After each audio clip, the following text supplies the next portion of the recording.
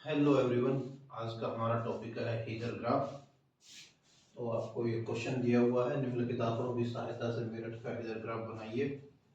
इसमें दिए गए हैं मंथ्स, ऊपर जनवरी फरवरी मार्च अप्रैल से लेकर दिसंबर तक, फिर है औसत मासिक तापमान सेंटीग्रेड में, उसके पश्चात है औसत मासिक वर्षा सेंटीमीटर में। ठीक है, तो जो हीगर ग्राफ है, हीगर ग्राफ में औसत मासिक तापमान और औसत मासिक वर्षा के आंकड़ों का प्रयोग होता है। तो इसमें जो ग्राफ पेपर है, मान लीजिए ये आपका ग्राफ पेपर है। इस ग्राफ पेपर का जो एक्स अक्ष है या क्षैतिज अक्ष है, उस पे तो दर्शाया जाता है औसत मासिक वर्षा को, और जो आपका वाई अक्ष है या ऊर्ध्वाधर अक्ष है, इसके ऊपर दर्शाया जाएगा औसत मासिक तापमान के डेटा को। तो सबसे पहले ग्रिफ्थ ट्रेलर नाम महोदय ने मानवीय क्रिया, विशेष रूप से बस्तियों के संदर्भ में, जो बस्तियां हैं, मानवीय बस्तियां हैं जिन भी स्थानों पर बसाई जाती हैं, उन क्षेत्रों में जलवायु का अंतर का जो प्रभाव है, उस चीज को स्पष्ट करने के लिए हीगर ग्राफ को बनाया था। हीगर ग्राफ एक विशेष प्रकार का क्लाइमोग्राफ ही होता है, और इसकी जो आकृति है, हीगर ग्राफ की आकृति एक भूभुज के समान होती है। तो ठीक है, स्टार्ट करते हैं कि हीगर ग्राफ किस तरीके से बनाएंगे। तो सबसे पहले क्या करना है, कोई भी आलेख या आरेख बनाने के लिए सबसे पहले मापनी का चयन। ठीक है, मापनी एक्स अक्ष पर, ठीक है, एक बड़ा कॉलम बराबर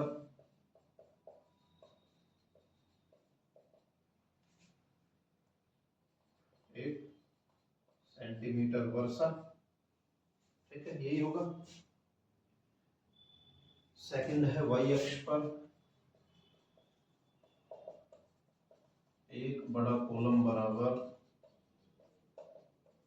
एक डिग्री सेंटीग्रेड टेम्परेचर, ये आपकी मापनी हो गई। ठीक है, इसमें डेटा काफी छोटा है, तो इसके लिए क्या किया है कि एक सेंटीमीटर के लिए एक कॉलम को रिप्रेजेंट कर रहा है। तो जैसे कि हमने यहाँ पे लिख दिया 0, 5, तो हमने किस तरीके से लिखा है, डायरेक्ट 5 इसको किस तरीके से लिख सकते हैं, इस तरीके से लिख सकते हैं 0, 1, 2, 3, 4, 5, ठीक है, फिर 6, 7, 8, 9, 10, और हमने किस तरीके से लिख दिया 0, फिर 5 के गैप पे, फिर 5 के गैप पे 10, फिर 5 के गैप पे 15, फिर 5 के गैप पे 20, फिर 5 के गैप पे 25, इस तरीके से इसको लिखा गया है। तो जो वाई अक्ष है ये हो गया आपका एक्स अक्ष, ठीक है, ये हो गया आपका वाई अक्ष। वाई अक्ष पे भी वही है, 5-5 के गैप पे टेम्परेचर को प्रदर्शित करने के लिए सबसे अधिक तापमान कितना है, सबसे अधिक तापमान 32 है, तो इसके लिए हमने क्या किया कि 35 तक टेम्परेचर ले लिया इसमें, जिससे कि आसानी से रिप्रेजेंट हो जाए। तो उसी तरीके से देख लीजिए। अब इस चीज को समझने की जरूरत है। ये चीज कहाँ करते हैं कि अगर इससे पहले हम 5-5 के गैप पे 5 भी आना चाहिए था, यहाँ पे फिर 10 आना चाहिए था, तो ये जो आपने इसको खंडित कर रखा है, इसका मतलब होता है कि इससे पहले के मान को हमने यहाँ पे नगण्य कर दिया, और इससे आगे का जो मान है यहाँ हमने इसको खंडित करके ये दर्शाया है कि हम इसको यहाँ से 10 से स्टार्ट कर रहे हैं। तो स्टार्ट करते हैं, ठीक है, इसको मैं मिटा देता हूं। ठीक है, इसके ऊपर क्या है, औसत मासिक तापमान, इधर तापमान सेंटीग्रेड में, इधर क्या है औसत मासिक वर्षा सेंटीमीटर में। ठीक है, तो अब जनवरी के महीने में कितना टेम्परेचर है, जनवरी के महीने में टेम्परेचर है 14, ठीक है, और औसत मासिक वर्षा है 3। तो औसत मासिक वर्षा देखेंगे 0, 1, 2, 3, ठीक है, 3 के ऊपर आ जाइए 14, तो मतलब ये यहाँ पे, ठीक है,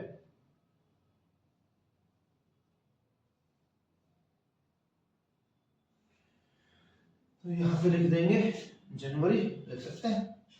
नेक्स्ट है फरवरी, औसत मासिक वर्षा 2 है, तो ये 2 हो गया, ठीक है, 0, 1, 2, और जो टेम्परेचर है वो 16 है, तो इस पे आ जाइए, ये यहाँ पे आ गया। ठीक है, ये हो गया जनवरी, इसको इससे मिला दो, ये हो गया फरवरी। नेक्स्ट है टेम्परेचर, औसत मासिक वर्षा है 2, तो इसी पे रहेंगे 2 पे। और जो है औसत मासिक तापमान है 22, तो यहाँ पे आ जाइए, ये 20, ये 21, ये 22, यहाँ पे आ गया, इसको इससे मिला दीजिए, ये हो गया मार्च। ठीक है, फिर नेक्स्ट है अप्रैल। अप्रैल में क्या है, औसत मासिक वर्षा 1 है, तो ये 1 पे आ गए। और टेम्परेचर कितना है 28, तो 1 पे आ जाओ, ये 25, 26, 27, 28, ये यहाँ पे आ जाएगा, इसको मिला दो, तो ये आ गया अप्रैल। नेक्स्ट है औसत मासिक वर्षा है 2, और जो टेम्परेचर है मई में वो है 31, तो ये 30 और ये 31, इसको भी मिला दो। ठीक है, ये आ गया मई। फिर जून में है औसत मासिक वर्षा 7 सेंटीमीटर, तो ये 5, ये 6, ये 7।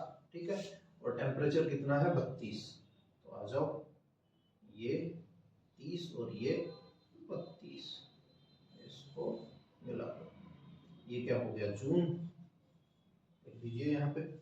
अब नेक्स्ट है जुलाई में औसत मासिक वर्षा 19, औसत मासिक वर्षा 19, तो ये 15, ये 20, तो ये हो गया 19।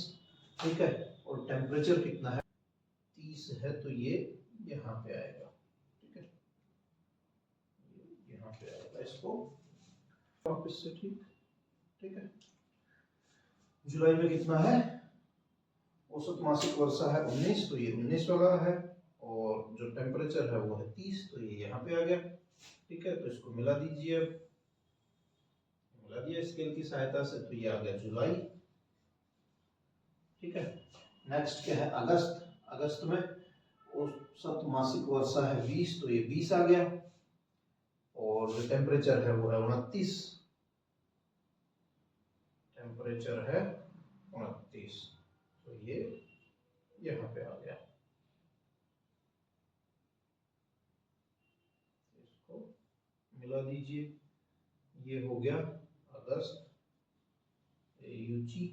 नेक्स्ट है सितंबर। सितंबर में औसत मासिक वर्षा है 12, 10, 11, 1, 12, और टेम्परेचर है 27, तो ये 25, 26, 27, तो ये यहाँ पे आ गया, इसको मिला दीजिए, ये आ गया सितंबर। ठीक है, फिर है अक्टूबर।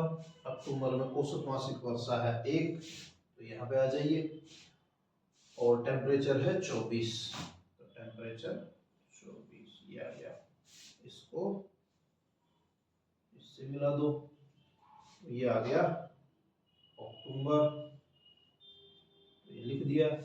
फिर है नवंबर। नवंबर में औसत मासिक वर्षा है 2, तो यहाँ पे आ गए 2 पे, और टेम्परेचर है 18। ठीक है, टेम्परेचर है 18, तो ये यहाँ पे आएगा, तो इसको इससे मिला दो, ये आ गया नवंबर।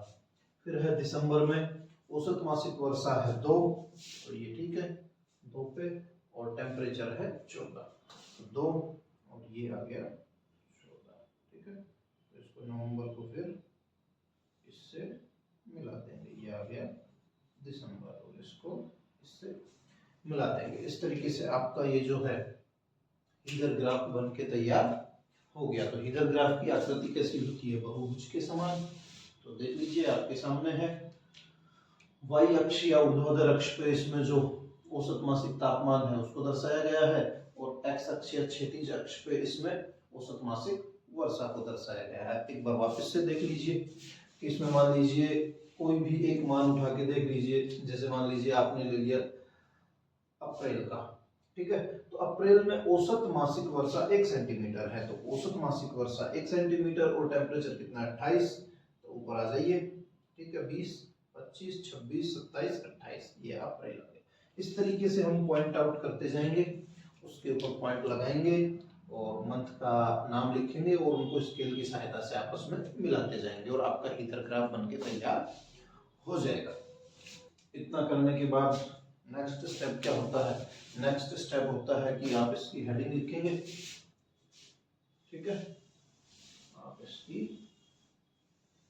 हेडिंग लिखेंगे।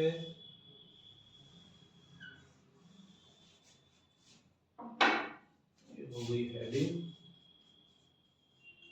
Figure graph,